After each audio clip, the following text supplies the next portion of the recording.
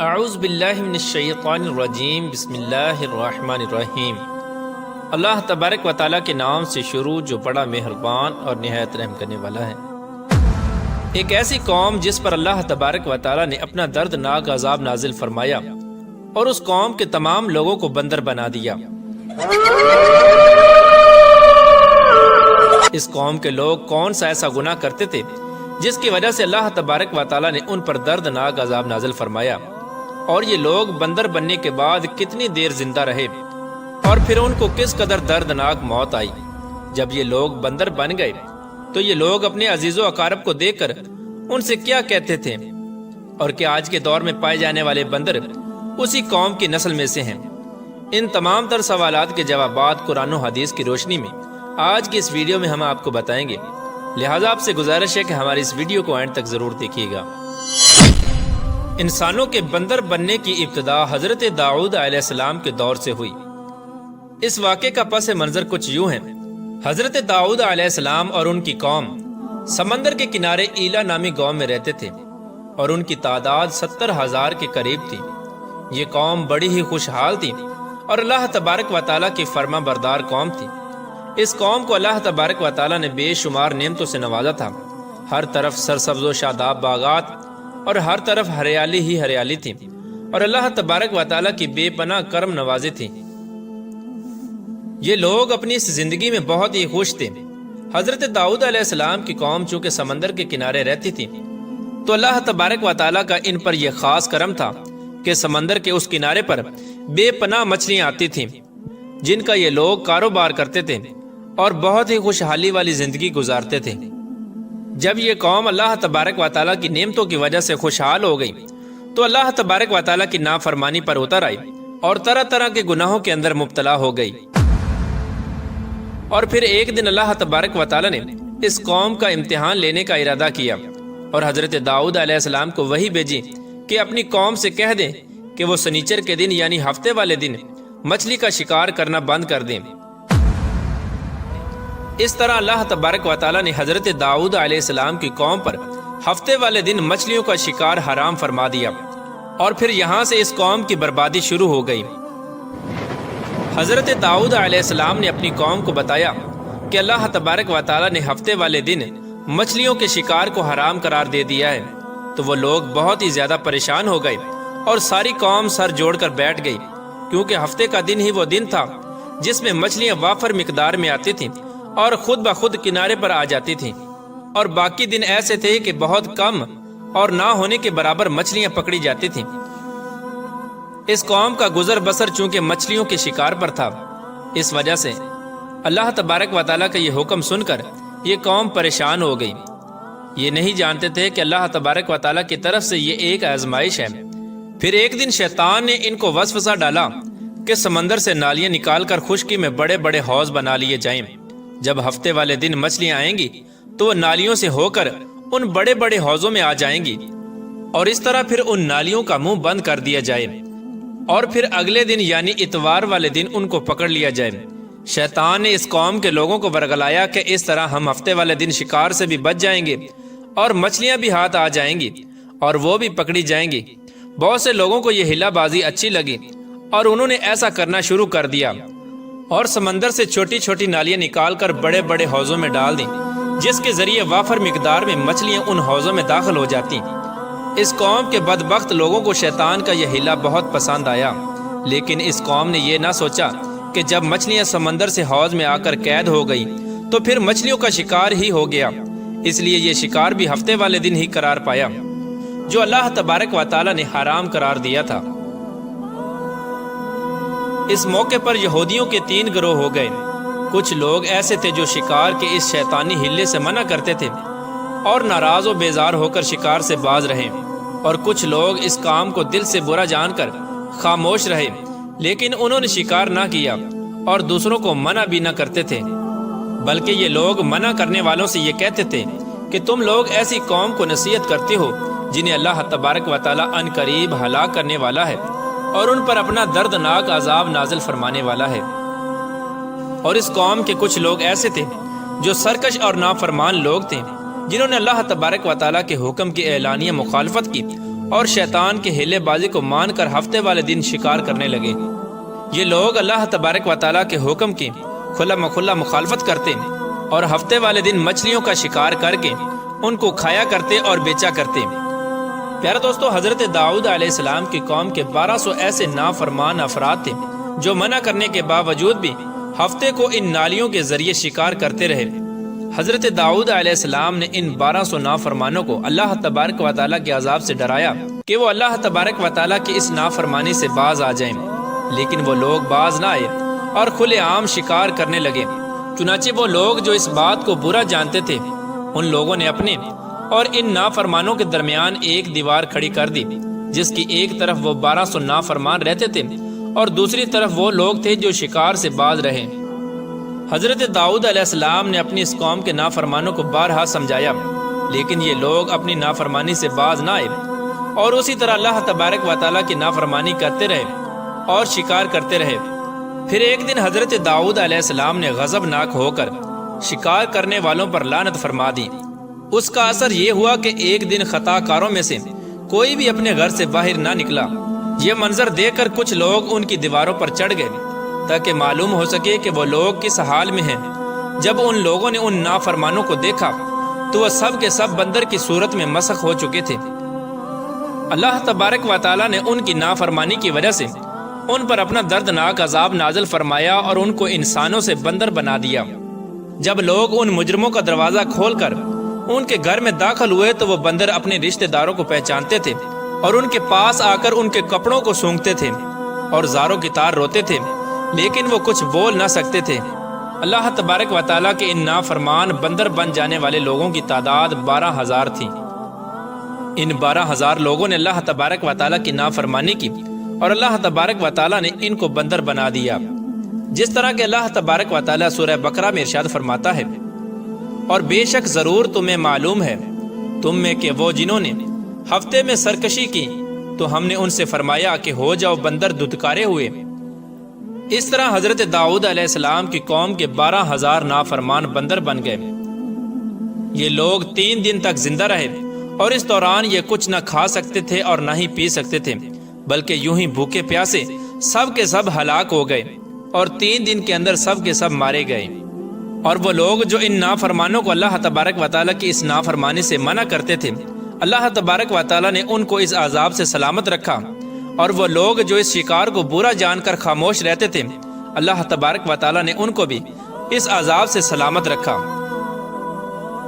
پیارے دوستو، اب بات کرتے ہیں کہ آج کے دور کے بندروں میں سے کیا کوئی بندر ان کی نسل میں سے بھی موجود ہے، یا آج کے دور میں پائے جانے والے بندر انہی بندروں کی نسل میں سے ہیں؟ اس کے متعلق روایات میں آتا ہے کہ حضرت عبداللہ بن مسعود رضی اللہ تعالیٰ عنہ سے روایت ہے کہ حضور پاک صلی اللہ تعالیٰ علیہ وآلہ وسلم سے کسی نے سوال کیا کہ آج کے بندر کیا حضرت داؤد علیہ السلام کی قوم سے ہیں؟ تو حضور نبی کریم رؤوف الرحیم صلی اللہ تعالیٰ علیہ وآلہ وسلم نے ارشاد فرمایا کہ اللہ تبارک و تعالیٰ جس قوم پر عذاب بھیجتا ہے یا ان کی شکلوں کو مسخ کرتا ہے تو یہ عذاب انہی پر ہوتا ہے جن پر وہ عذاب نازل ہوا تھا، اور اس کے بعد اللہ تبارک و تعالیٰ ان لوگوں کو ہلاک کر دیتا ہے اور ان کی آگے نسل نہیں بڑھتی۔ اس لیے یہ بات غلط ہے کہ کچھ لوگ یہ سوچتے ہیں کہ آج کے بندروں میں بھی حضرت داؤد علیہ السلام کی قوم کے بندر بننے والوں کی نسل موجود ہے۔ ایسا کچھ بھی نہیں ہے۔ وہ لوگ صرف اور صرف 3 دن زندہ رہے اور اس کے بعد سب کے سب ہلاک ہو گئے، اور اللہ تبارک و تعالیٰ نے اس قوم کے نافرمانوں کو صفحہ ہستی سے مٹا دیا۔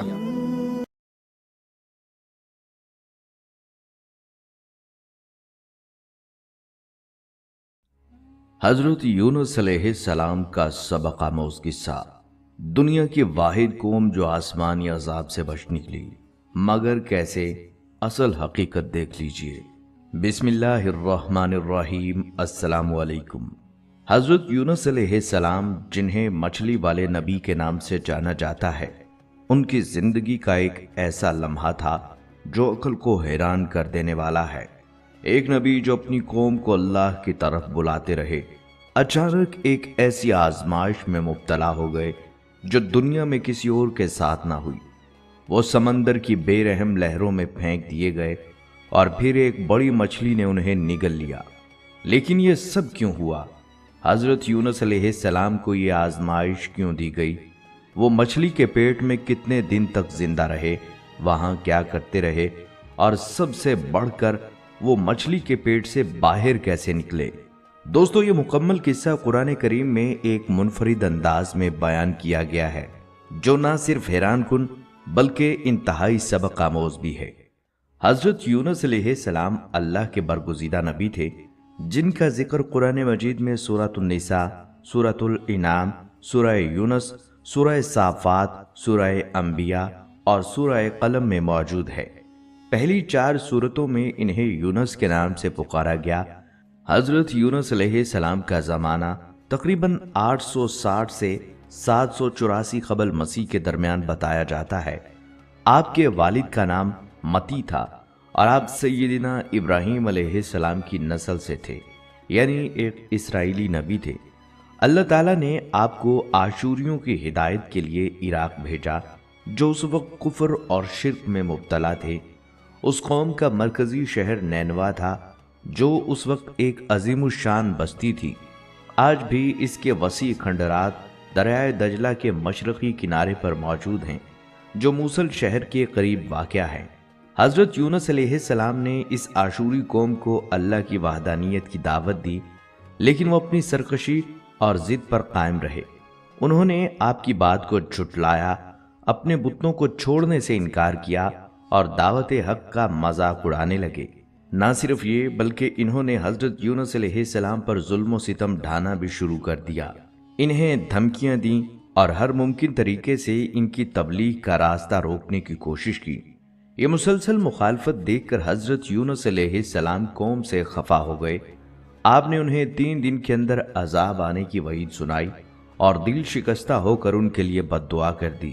جب تیسرا دن قریب آیا تو آپ رات کے اندھیرے میں بستی سے نکل گئے، لیکن اس وقت آپ کو معلوم نہ تھا کہ قوم کی قسمت میں کیا لکھا جا چکا ہے۔ دن کے وقت جب عذاب کے آثار ظاہر ہونے لگے، آسمان پر سیاہ بادل چھا گئے، زوردار آندھیاں چلنے لگیں اور لوگوں کو لگا کہ اب تباہی یقینی ہے۔ تب ان کے دل کانپ اٹھے۔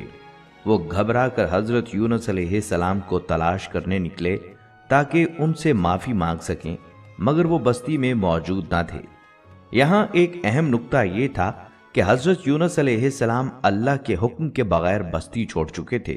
نبیوں کے لیے اللہ کا حکم ہی سب کچھ ہوتا ہے اور انہیں ہر قدم اسی کے اذن کے مطابق اٹھانا ہوتا ہے۔ حضرت یونس علیہ السلام کا یوں ناراض ہو کر بستی سے نکل جانا در حقیقت ہجرت تو تھی، لیکن اللہ کے حکم کے بغیر۔ یہی وہ لمحہ تھا جہاں سے ان کے لیے ایک بڑی آزمائش کا آغاز ہونے والا تھا۔ جب حضرت یونس علیہ السلام کی قوم نے عذاب کی ابتدائی نشانیاں دیکھیں تو ان کے دلوں میں خوف پیدا ہوا۔ انہوں نے فوراً اپنے گناہوں پر ندامت کا اظہار کیا، توبہ و استغفار کی اور اللہ کے حضور گڑ گڑا کر معافی مانگی۔ اللہ کی رحمت کا اصول یہی ہے کہ وہ اپنی مخلوق پر بلا وجہ عذاب نازل نہیں کرتا، بلکہ جب کوئی قوم سرکشی میں حد سے گزر جاتی ہے اور ہر نصیحت کو رد کر دیتی ہے تب عذاب نازل کیا جاتا ہے۔ لیکن نینوا کے لوگوں نے عذاب نازل ہونے سے پہلے ہی سچی توبہ کر لی اور اللہ نے ان کی توبہ قبول فرما کر انہیں معاف کر دیا۔ ادھر حضرت یونس علیہ السلام جو اپنی قوم کی ہٹ دھرمی اور سرکشی سے دل برداشتہ ہو کر نینوا سے نکل چکے تھے، فرات کے کنارے جا پہنچے۔ وہاں انہوں نے ایک مسافروں سے بھری کشتی دیکھی جو روانگی کے لیے تیار تھی۔ حضرت یونس علیہ السلام کشتی میں سوار ہو گئے اور کشتی نے دریائے فرات کے پانیوں پر سفر شروع کر دیا۔ دن بھر سفر پرسکون رہا، لیکن اچانک شام کے وقت سمندر میں طوفان آ گیا۔ تیز ہوائیں چلنے لگی، اونچی اونچی لہریں اٹھنے لگی اور کشتی ڈگمگانے لگی۔ ملاحوں نے کشتی کو سنبھالنے کی ہر ممکن کوشش کی۔ مسافروں نے اپنا سامان سمندر میں پھینک دیا تاکہ وزن کم ہو، مگر طوفان کی شدت کم نہ ہوئی اور کشتی مسلسل ڈوبنے کے قریب ہوتی جا رہی تھی۔ اہل کشتی کا عقیدہ تھا کہ جب کشتی اس طرح طوفان میں پھنس جائے تو اس کا مطلب ہوتا ہے اس میں کوئی ایسا شخص سوار ہے جو اپنے آقا سے بھاگا ہوا ہے، اور جب تک وہ کشتی سے نہ اترے کشتی طوفان سے نہیں بچ سکتی۔ یہ سن کر حضرت یونس علیہ السلام کو فوراً احساس ہوا کہ یہ سب کچھ اللہ کی طرف سے ایک آزمائش ہے۔ انہوں نے اہل کشتی کو مخاطب کر کے فرمایا، میں ہی وہ شخص ہوں جسے اس کشتی سے اترنا چاہیے، کیونکہ میں اپنے رب کے حکم کا انتظار کیے بغیر اپنی قوم کو چھوڑ کر آ گیا ہوں۔ مجھے سمندر میں ڈال دو تاکہ کشتی اور اس میں سوار باقی تمام لوگ محفوظ رہ سکیں۔ لیکن کشتی میں سوار مسافر اور ملا حضرت یونس علیہ السلام کی نیکی، پارسائی اور پاکیزگی سے واقف تھے۔ وہ انہیں سمندر میں پھینکنے پر آمادہ نہ ہوئے۔ انہوں نے سوچا کہ یہ فیصلہ کرنے کے لیے قرعہ اندازی کی جائے تاکہ کسی پر ظلم نہ ہو۔ چنانچہ کشتی میں موجود لوگوں کے ناموں کی قرعہ اندازی کی گئی اور حیرت انگیز طور پر قرعہ حضرت یونس علیہ السلام کے نام نکلا، مگر کشتی والوں نے یہ ماننے سے انکار کر دیا کہ انہیں سمندر میں ڈالنا چاہیے، کیونکہ وہ جانتے تھے کہ حضرت یونس علیہ السلام ایک نیک اور سچے انسان ہیں۔ انہوں نے دوبارہ قرعہ اندازی کی، لیکن پھر قرعہ انہی کے نام نکلا۔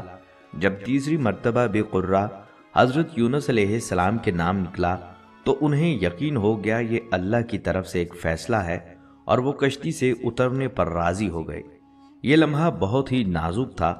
حضرت یونس علیہ السلام جیسے ہی سمندر میں کودے، ایک عظیم الحبسہ مچھلی جو پہلے ہی اللہ کے حکم کی منتظر تھی فوراً انہیں نگل گئی اور وہ اس کے پیٹ میں چلے گئے۔ یہ وہ مقام تھا جہاں حضرت یونس علیہ السلام کی سب سے بڑی آزمائش شروع ہوئی، اور ان کی دعا اور اللہ پر یقین کا وہ حیرت انگیز واقعہ پیش آیا جسے قرآن کریم میں ذکر کیا گیا ہے۔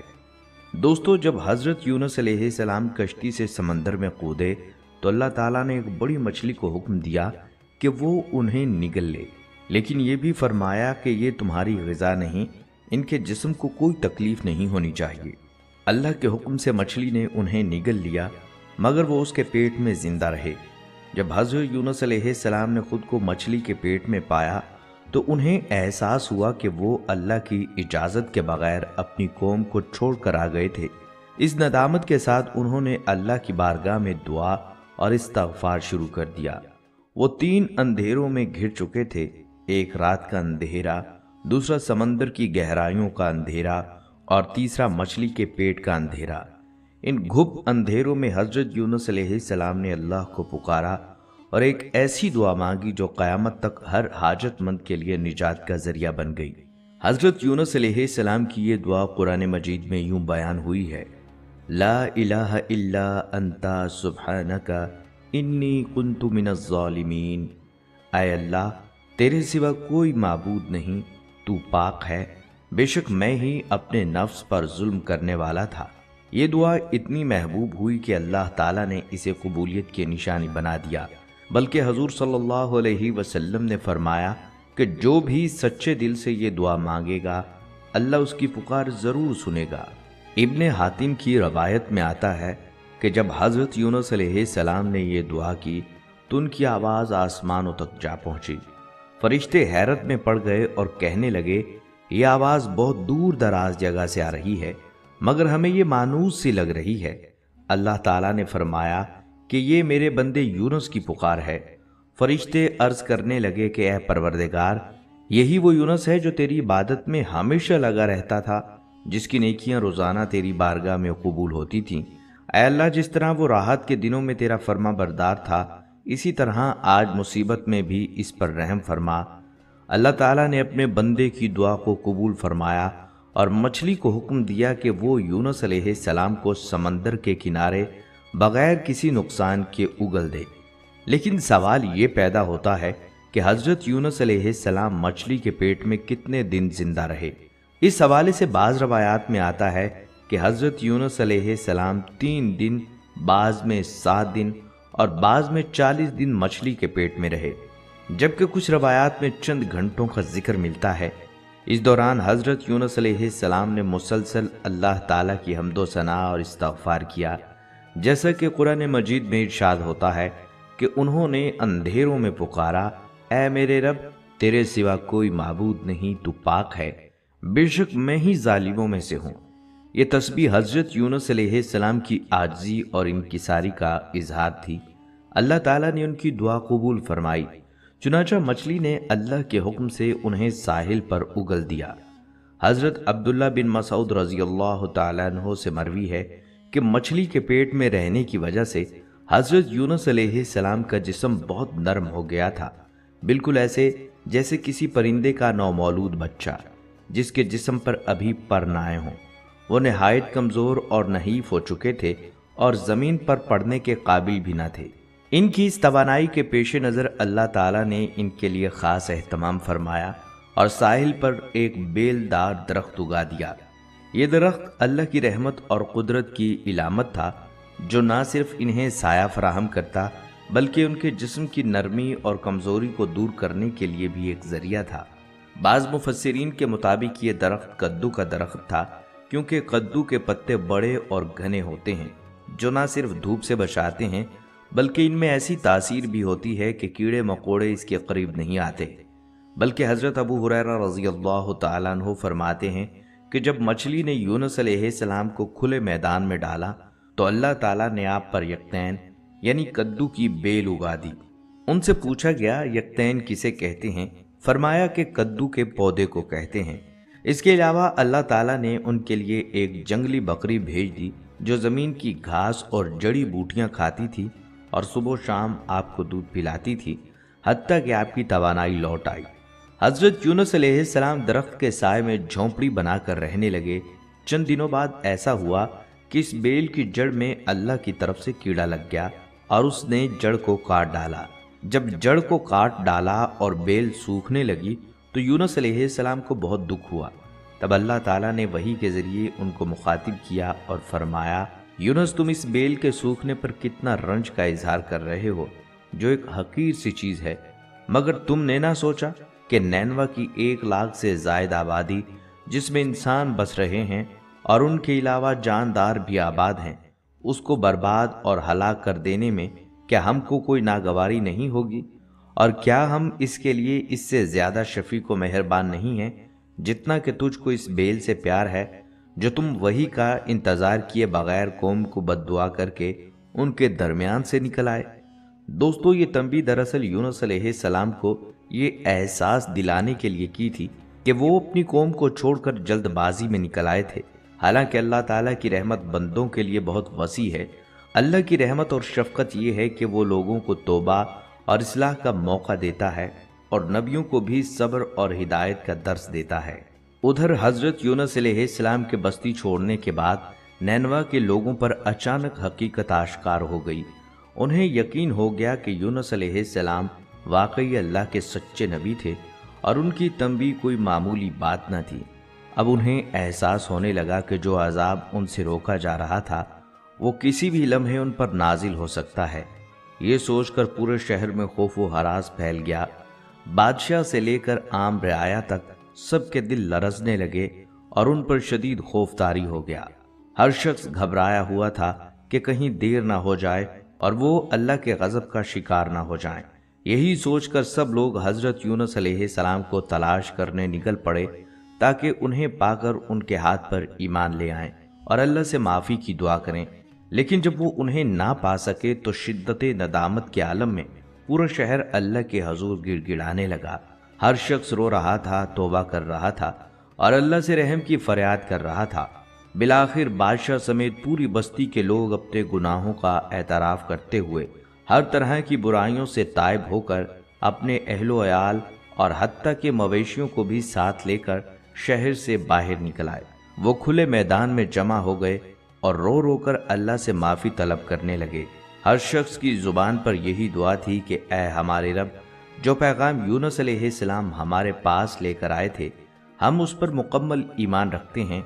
ہم نے اپنی کوتاہیوں کا اعتراف کر لیا ہے، پس تو ہمیں معاف فرما دے اور ہم پر اپنا رحم فرما۔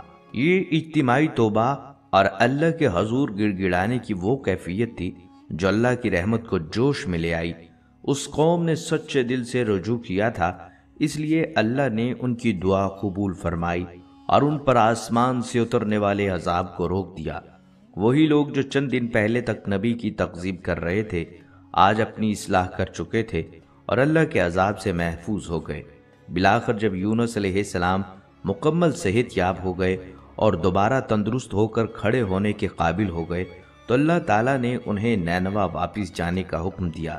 یہ وہی بستی تھی جسے وہ مایوسی کے عالم میں چھوڑ چکے تھے، مگر اب اللہ کا فیصلہ تھا کہ وہ دوبارہ اپنی قوم کے پاس جائیں اور انہیں دین حق کی رہنمائی فراہم کریں۔ حضرت یونس علیہ السلام نے اللہ کے حکم کی تعمیل کی اور نینوا واپس تشریف لے گئے۔ جب نینوا کے لوگوں نے انہیں زندہ اور صحت مند دیکھا تو ان کی خوشی کی کوئی انتہا نہ رہی۔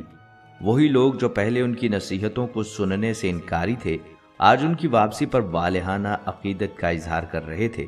انہوں نے حضرت یونس علیہ السلام کا استقبال کیا اور مکمل فرمان برداری کے ساتھ ان کی رہنمائی میں زندگی گزارنے لگے۔ حضرت یونس علیہ السلام نے اپنی بقیہ زندگی نینوا میں ہی بسر کی اور وہیں ان کا انتقال ہوا۔ ان کی وفات کے بعد بھی ان کے ایمان و تقوی کے اثرات نینوا کی بستی میں باقی رہے۔ تاہم وقت گزرنے کے ساتھ جب نینوا تباہ ہو گیا تو ان کی قبر بھی نامعلوم ہو گئی اور آج کسی کو درست معلوم نہیں کہ وہ کہاں دفن ہیں، مگر ان کا پیغام، ان کی قربانی اور ان کی داستان آج بھی زندہ ہے، جو قیامت تک لوگوں کو صبر، استقامت اور اللہ کی رحمت پر یقین کا درس دیتی ہے۔ دوستو، دنیا کی تاریخ میں حضرت یونس علیہ السلام کی قوم وہ واحد قوم تھی جس پر عذاب کا فیصلہ ہو چکا تھا، مگر پھر بھی اللہ نے انہیں معاف فرما دیا۔ اس کے برعکس دیگر تمام نافرمان اقوام جیسے قوم نوح، قوم عاد، قوم سمود اور قوم لوط اور فرعون کی قوم اپنی سرکشی کی وجہ سے اللہ کے عذاب سے نہ بچ سکیں۔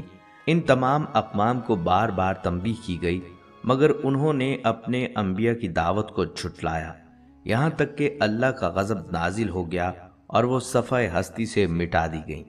لیکن نینوا کے لوگوں نے جب عذاب کی نشانیاں دیکھیں تو وہ فوراً اللہ کی طرف رجوع کر گئے، خالص توبہ کی، گڑ گڑائے اور اللہ کی رحمت کے طلبگار بنے۔ پس اللہ نے ان کی توبہ قبول فرمائی اور ان پر سے عذاب ہٹا دیا۔ دوستو، نبی صلی اللہ علیہ وسلم نے کئی مواقع پر حضرت یونس علیہ السلام کے صبر کا ذکر فرمایا۔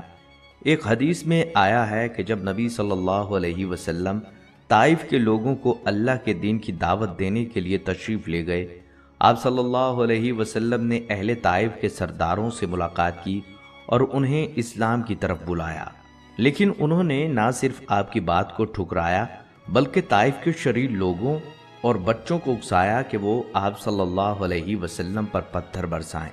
نبی کریم صلی اللہ علیہ وسلم پر اتنے پتھر برسائے گئے کہ آپ صلی اللہ علیہ وسلم کے مبارک پاؤں زخمی ہو گئے اور خون بہنے لگا۔ آپ صلی اللہ علیہ وسلم انتہائی تکلیف میں تھے، یہاں تک کہ جب آپ ایک باغ میں پناہ لینے کے لیے پہنچے تو جسم لہو لہان ہو چکا تھا۔ اس باغ میں آپ صلی اللہ علیہ وسلم نے اللہ کی بارگاہ میں انتہائی عاجزی کے ساتھ دعا کی، اے اللہ، میں اپنی کمزوری، اپنی بے بسی اور لوگوں کے سامنے اپنی بے وقتی کی شکایت تجھ سے ہی کرتا ہوں۔ اے سب سے زیادہ رحم کرنے والے، تو کمزوروں کا رب ہے، تو میرا بھی رب ہے، تو مجھے کن کے حوالے کر رہا ہے؟ کسی ایسے دور والے کے جو مجھ پر سختی کرے، یا کسی دشمن کے جسے تو نے میرے معاملے پر قابو دے دیا ہو؟ اگر تو مجھ سے ناراض نہیں ہے تو مجھے کسی بات کی پرواہ نہیں، لیکن تیری رحمت میرے لیے زیادہ وسیع ہے۔ یہ وہ لمحہ تھا جب اللہ تعالیٰ نے حضرت جبرائیل علیہ السلام کو بھیجا، جنہوں نے کہا اگر آپ صلی اللہ علیہ وسلم حکم دیں تو یہ پورا شہر پہاڑوں کے درمیان پیس دیا جائے، لیکن آپ صلی اللہ علیہ وسلم نے فرمایا نہیں، بلکہ میں امید رکھتا ہوں کہ اللہ ان کی نسلوں میں سے ایسے لوگ پیدا کرے گا جو صرف ایک اللہ کی عبادت کریں گے اور اس کے ساتھ کسی کو شریک نہیں کریں گے۔ اسی حالت میں نبی صلی اللہ علیہ وسلم درخت کے نیچے بیٹھ گئے۔ اسی دوران طائف کے باغ کے مالک عتبہ اور شیبہ بن ربی نے اپنے غلام عداس کو انگوروں کا ایک گچھا دے کر بھیجا تاکہ وہ نبی صلی اللہ علیہ وسلم کی خدمت میں پیش کرے۔ جب عداس نے آپ صلی اللہ علیہ وسلم کو کھانے کے لیے انگور پیش کیے تو نبی صلی اللہ علیہ وسلم نے بسم اللہ کہہ کر کھانے کے لیے ہاتھ بڑھایا۔ عداس حیران ہوا اور پوچھا، یہ الفاظ آپ نے کہاں سے سیکھے؟ کیونکہ اہل عرب ایسے الفاظ نہیں کہتے۔ نبی پاک صلی اللہ علیہ وسلم نے اس سے پوچھا، تم کہاں کے رہنے والے ہو؟ عداس نے جواب دیا، میں نینوا کا رہنے والا ہوں۔ آپ صلی اللہ علیہ وسلم نے فرمایا، نینوا یعنی یونس کا شہر؟ یہ سنتے ہی عداس حیران ہو گیا اور کہنے لگا، آپ یونس علیہ السلام کو کیسے جانتے ہیں؟ نبی کریم صلی اللہ علیہ وسلم نے فرمایا وہ میرے بھائی تھے، وہ بھی اللہ کے نبی تھے اور میں بھی اللہ کا نبی ہوں۔ یہ سنتے ہی عداس فوراً نبی صلی اللہ علیہ وسلم کے ہاتھوں کو چومنے لگا اور اسلام قبول کر لیا۔ یہاں ایک اہم بات یہ ہے کہ نبی صلی اللہ علیہ وسلم نے طائف میں پیش آنے والی مصیبتوں کے باوجود حضرت یونس علیہ السلام کی آزمائش کو یاد کیا اور صبر کیا۔ حضرت یونس علیہ السلام کو مچھلی کے پیٹ میں صبر کرنا پڑا تھا اور نبی صلی اللہ علیہ وسلم نے طائف کی وادی میں صبر سے کام لیا۔ آپ صلی اللہ علیہ وسلم اس موقع پر بھی اللہ کی رحمت سے مایوس نہیں ہوئے اور اسی صبر و استقامت کی وجہ سے اللہ تعالیٰ نے آپ کی دعوت کو کامیابی عطا فرمائی۔ دوستو، یہاں پر یہ بات بھی واضح کر دوں کہ حضرت یونس علیہ السلام کا ذکر قرآن مجید میں تو کئی مقامات پر آیا ہے، لیکن احادیث میں بھی ان کے حوالے سے کچھ واقعات اور فرامین موجود ہیں۔ نبی صلی اللہ علیہ وسلم نے حضرت یونس علیہ السلام کی آزمائش، ان کی دعا اور ان کے مقام کے بارے میں مختلف مواقع پر گفتگو فرمائی۔ حضرت سعد بن ابی وقاص رضی اللہ تعالیٰ عنہ سے روایت ہے کہ رسول اللہ صلی اللہ علیہ وسلم نے فرمایا کہ حضرت یونس علیہ السلام کی جو دعا انہوں نے مچھلی کے پیٹ میں مانگی تھی، جو مسلمان کسی بھی پریشانی میں یہ دعا کرے گا تو اللہ تعالیٰ اس کی دعا کو قبول فرمائے گا۔ یہ حدیث اس دعا کی فضیلت کو ظاہر کرتی ہے اور سکھاتی ہے کہ اگر کوئی مشکل میں ہو تو حضرت یونس علیہ السلام کی دعا کو اپنا ورد بنائے، کیونکہ یہ دعا قبولیت کے دروازے کھول دیتی ہے۔ روایت میں آتا ہے کہ حضرت یونس علیہ السلام کا نبی صلی اللہ علیہ وسلم سے بہت گہرا تعلق تھا۔ نبی اکرم صلی اللہ علیہ وسلم نے فرمایا کہ کسی کو یہ زیب نہیں دیتا کہ وہ مجھے یونس بن متی یعنی یونس علیہ السلام سے افضل کہے۔ یہ حدیث حضرت یونس علیہ السلام کے مقام مرتبے کو واضح کرتی ہے کہ وہ اللہ کے برگزیدہ نبیوں میں سے تھے اور نبی کریم صلی اللہ علیہ وسلم ان کی تعظیم و احترام اور نبی صلی اللہ علیہ وسلم نے ان کی تعظیم و احترام کا حکم دیا۔ نبی کریم صلی اللہ علیہ وسلم نے ایک مرتبہ اپنے ایک صحابی کو یا ابن ام یونس یعنی اے یونس علیہ السلام کی والدہ کے بیٹے کہہ کر بلایا، حالانکہ وہ حضرت یونس علیہ السلام کے حقیقی بھائی نہیں تھے۔ یہ الفاظ نبی کریم صلی اللہ علیہ وسلم کی محبت اور انبیاء کرام کے آپس میں بھائی ہونے کی طرف اشارہ کرتے ہیں۔ بعض علماء کرام کا کہنا ہے کہ نبی صلی اللہ علیہ وسلم نے اس شخص کو حضرت یونس علیہ السلام سے تشبیہ دی ہو، کیونکہ وہ یا تو کسی آزمائش سے گزر رہے تھے یا کسی معاملے میں حضرت یونس علیہ السلام سے مشابہت رکھتے تھے۔ اس انداز تخاطب سے نبی صلی اللہ علیہ وسلم نے حضرت یونس علیہ السلام کی عظمت اور مقام کو بھی نمایاں کیا، کیونکہ قرآن مجید میں اللہ تعالیٰ نے ان کا ذکر نیک بندوں میں فرمایا ہے۔ حضور صلی اللہ علیہ وسلم نے ایک اور حدیث میں فرمایا کہ جب کوئی بندہ کسی مشکل میں مبتلا ہو اور وہ حضرت یونس علیہ السلام کی دعا کرے تو اللہ تعالیٰ اس کی مشکل کو دور فرما دیتا ہے، جیسے حضرت یونس علیہ السلام کی مشکل کو دور کیا تھا۔ خواتین و حضرات، یہودی متون کے مطابق حضرت یونس علیہ السلام 3 دن اور 3 راتیں مچھلی کے پیٹ میں رہے اور وہاں اللہ سے جو دعا کی آج بھی یہودی مذہبی کتب میں موجود ہے۔ ان کی یہ دعا اسلامی تعلیمات میں بھی خاص اہمیت رکھتی ہے اور مسلمانوں کو بھی مصیبت کے وقت یہ دعا پڑھنے کی ترغیب دی گئی ہے۔ یہی دعا حضرت یونس علیہ السلام کی نجات کا ذریعہ بنی اور اللہ تعالیٰ نے انہیں دوبارہ زمین پر واپس بھیج دیا، جہاں انہوں نے نینوا کے لوگوں کو اللہ کی طرف بلایا اور وہ سب کے سب ایمان لے آئے۔ اس آیت میں بھی حضرت یونس علیہ السلام کو ایک اہم نبی کے طور پر دیکھا جاتا ہے اور ان کا ذکر نئے عہد نامے میں کئی مقامات پر ملتا ہے۔ حضرت عیسیٰ علیہ السلام نے اپنی تعلیمات میں حضرت یونس علیہ السلام کی آزمائش کا ذکر کیا اور اسے اپنی موت و حیات کی مثال کے طور پر بیان کیا۔ انجیل میں مذکور ہے کہ حضرت عیسیٰ علیہ السلام نے فرمایا کہ جیسے یونس 3 دن اور 3 راتیں مچھلی کے پیٹ میں رہا، اسی طرح ابن آدم 3 دن اور 3 راتیں زمین کے اندر رہے گا۔ اس آیت میں حضرت یونس علیہ السلام کے قصے کو گناہوں سے معافی اور نجات کے استعارے کے طور پر دیکھا جاتا ہے اور ان کی قوم کی اجتماعی توبہ کو حضرت عیسیٰ علیہ السلام کے پیغام سے جوڑا جاتا ہے۔ یہودی مذہب میں حضرت یونس علیہ السلام کے واقعے کو یوم کپور کے موقع پر خاص اہمیت دی جاتی ہے، جو کہ گناہوں کی معافی اور توبہ کا دن سمجھا جاتا ہے۔ اس موقع پر یہودی حضرت یونس علیہ السلام کے واقعے کو بطور مثال پیش کرتے ہیں کہ اگر پوری قوم اجتماعی توبہ کرے تو اللہ کی رحمت نازل ہو سکتی ہے۔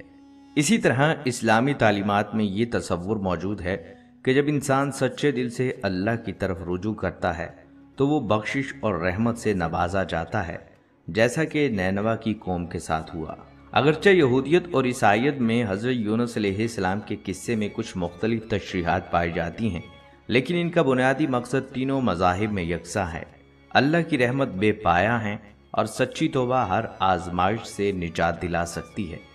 مذہب اسلام میں حضرت یونس علیہ السلام کی کہانی کو صبر، دعا اور اللہ پر مکمل بھروسے کی علامت کے طور پر بیان کیا گیا ہے، اور ان کی دعا کو مصائب اور مشکلات سے نکلنے کا بہترین ذریعہ سمجھا جاتا ہے۔ پیارے دوستو، امید ہے کہ آج کی ویڈیو آپ کو پسند آئی ہوگی اور اس سے آپ کو مفید معلومات ملی ہوں گی۔ اگر یہ ویڈیو آپ کو پسند آئی ہے تو اسے لائک اور شیئر ضرور کیجیے گا تاکہ یہ علم دوسروں تک بھی پہنچ سکے اور کسی اور کے لیے فائدہ مند ثابت ہو۔ ساتھ ہی ہمارے چینل کو سبسکرائب کر لیجیے تاکہ آئندہ آنے والی مزید دلچسپ اور معلوماتی ویڈیوز بر وقت آپ تک پہنچ سکیں۔ دعا کیجیے اللہ تعالی ہم کو اپنا نیک اور برگزیدہ بندہ بنا لے اور نبی صلی اللہ علیہ وسلم کی سچی اتباع نصیب فرمائے۔ اجازت دیجیے اگلی ویڈیو تک، اللہ حافظ۔